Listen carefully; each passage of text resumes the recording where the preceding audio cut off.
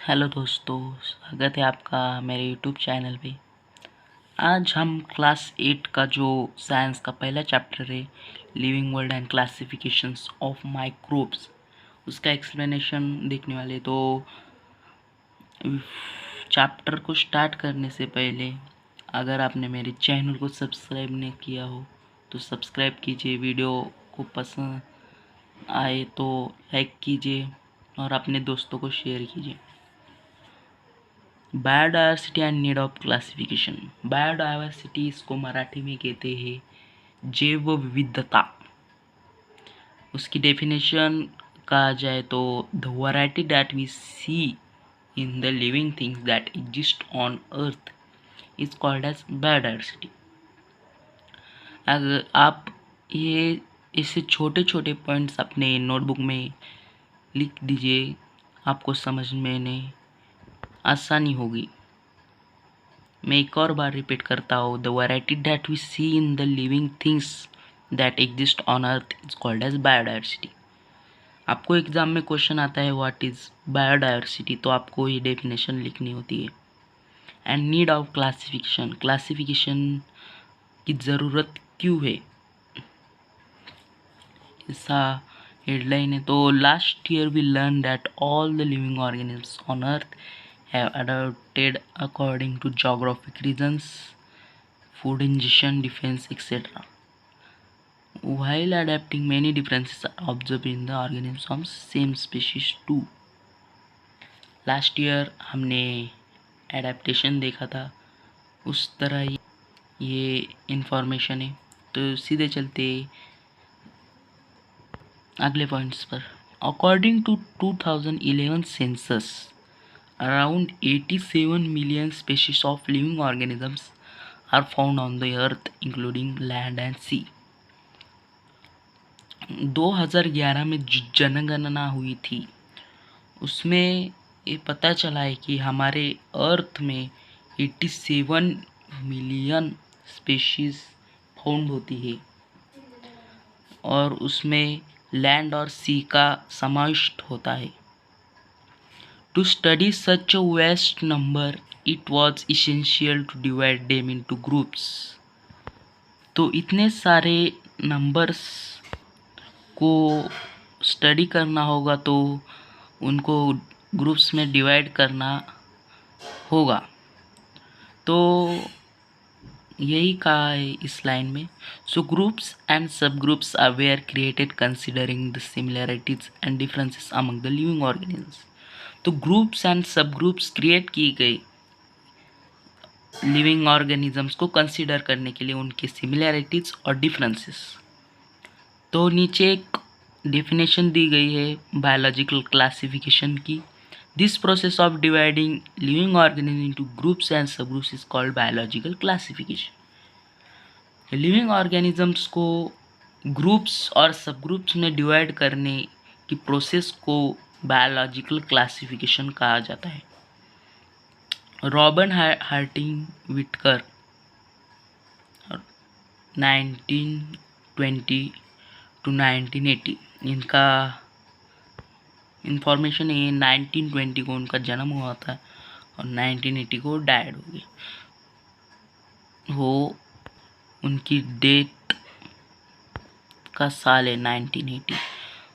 Was an American ecologist. In 1969, he divided living organisms into 5 groups.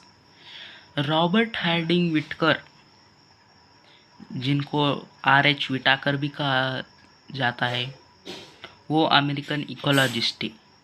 क्या थे? American ecologist, एक scientist. उन्होंने क्या किया था, 1969 में लिविंग ऑर्गेनिजम्स को 5 ग्रुप्स में डिवाइड कर दिया था। फिर 1969 को मैंने अंडरलाइन किए।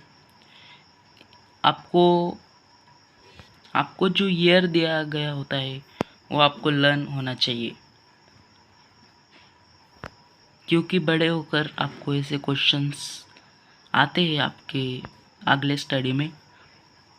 तो इन हिस्ट्री देखते हैं हम पहले। Carl Linnaeus in 1735 divided living world in 2 kingdoms, vegetabilia and Animalia.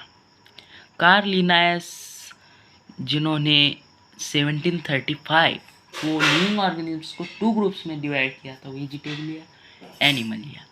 तो आपको वेजिटेबलिया नाम पढ़कर आपको तुरंत ध्यान में आता है कि वेजिटेबलिया मतलब इनमें प्लांट्स आएंगे और एनिमलिया में सारे एनिमल्स आएंगे।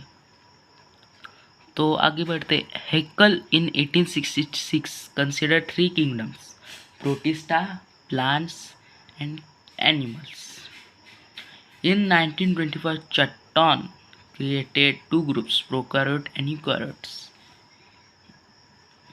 In 1938, Copeland divided living organisms into 4 kingdoms, Monera, Protista, plants and animals, जिनकी आप इंफॉर्मेशन अगले पेज में देखने वाले हैं। मोनेरा, प्रोटिस्टा किंगडम से। For this classification Whittaker consider following criteria. Criteria मतलब आधार। इन विटाकर ने लिविंग ऑर्गेनिजम्स को इन आधार पर डिवाइड किया। तो फर्स्ट था complexity of cell structure.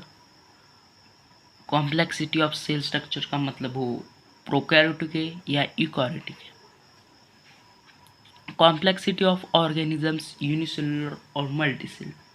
Unicellular मतलब एक पेशीय और मल्टीसेलुलर मतलब बहुपेशीय। Mode of nutrition, plants autotrophic, photosynthetic. Mode of nutrition मतलब वो खुद अपना फूड बना सकते हैं क्या नहीं, इसलिए प्लांट्स ऑटोट्रॉफिक, वो स्वयं पोषी है, वो फोटोसिंथेसिस करता है प्लांट्स। Fungi saprophytic. सैप्रोफिटिक मतलब जो डेड ऑर्गेनिजम्स होते हैं उनको अब्जॉर्ब कर लेते हैं, उनमें से न्यूट्रिएंट्स अब्जॉर्ब कर देते हैं, इनको ही सैप्रोफिटिक कहा जाता है। Animals heterotrophic and ingestive. Heterotrophic मतलब परपोषी एनिमल्स को, और इंजेस्टिव भी कहा गया है। हेटेरोट्रॉफिक मतलब वो दूसरों पर निर्भर होते हैं, इनको हेटेरोट्रॉफिक कहा जाता है ना। एनिमल्स प्लांट के ऊपर निर्भर है। Lifestyle, plants producers, animal consumers, fungi decomposers. Plant अपना फूड खुद बना सकते हैं इसलिए उनको प्रोड्यूसर कहा गया है। एनिमल्स कंज्यूमर्स क्योंकि वो उनसे अपना फूड लेते हैं।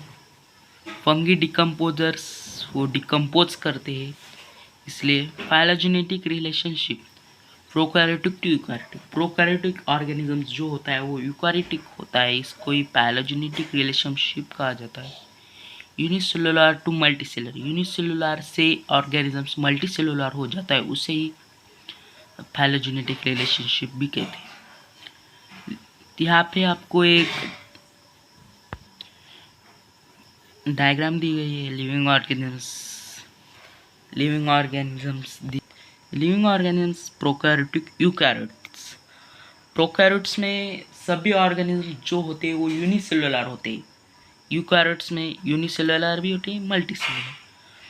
तो 5 किंगडम्स जो है, फर्स्ट होता है मोनेरा, वो प्रोकैरियोट्स में आता है।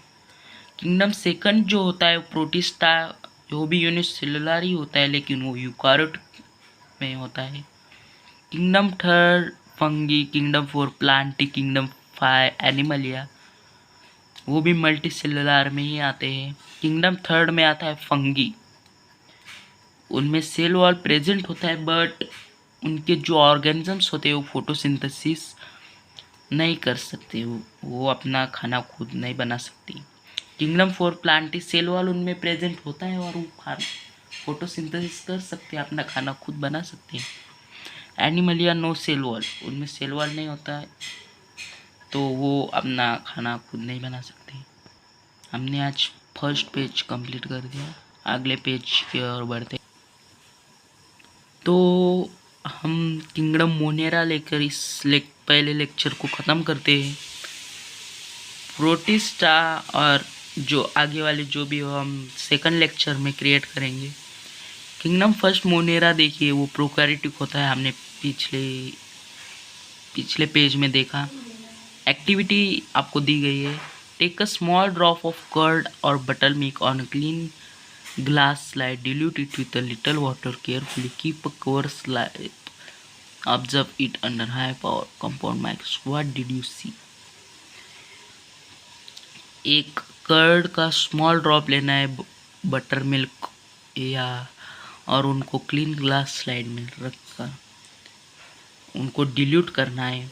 आपको क्या दिखाई देगा? आपको माइक्रोस्कोप के अंदर देखना है, आपको दिखाई देगा कि एक स्मॉल रोड लाइक माइक्रोब आपको हिलते हुए दिखेंगे। उनको लैक्टोबाइसिली बैक्टीरिया कहा जाता है।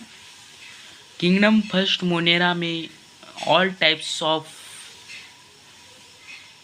Bacteria and blue green algae presents होते हैं किंगडम मोनेरा में। तो ऐसा कुछ खास मोनेरा नहीं है, इतने आपको जानकारी दी नहीं है इस फर्स्ट चैप्टर मोनेरा की।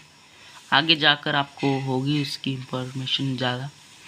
कैरेक्टरिस्टिक्स मतलब विशेषताएं, गुणधर्म। All the organisms are unicellular, जो भी इसमें ऑर्गेनिजम्स होते हैं वो सारे यूनिसेलुलर होते हैं, एक पेशीय होते हैं।